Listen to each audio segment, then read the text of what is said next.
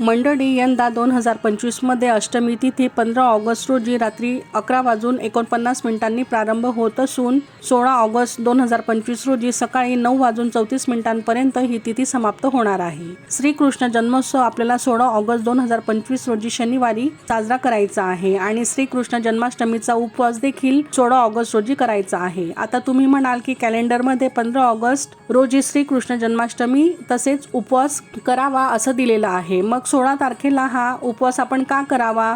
कारण रोहिणी नक्षत्र आणि अष्टमी तिथी जेव्हा एकत्र येत नाहीत, वेगवेगळ्या येतात, तेव्हा उदय तिथीनुसार श्रीकृष्ण जन्माष्टमी साजरी केली जाते. म्हणून आपण 16 तारखेला जन्माष्टमी साजरी करावी. श्रीकृष्ण जन्माष्टमीचा शुभ मुहूर्त रात्री 12:04 पासून मध्यरात्री 12:47 आहे. पूजा मांडणी आपण आधीच करून घ्यावी आणि या 43 मिनिटांमध्येच आपण बाळकृष्णांच्या मूर्तीवर अभिषेक करावा. त्यासोबतच बाळकृष्णांना छान वस्त्र परिधान करून सजवावे आणि पाळण्यामध्ये बसवून पाळणा हलवून आपण श्रीकृष्ण जन्मोत्सव साजरी करावा. श्री स्वामी समर्थ.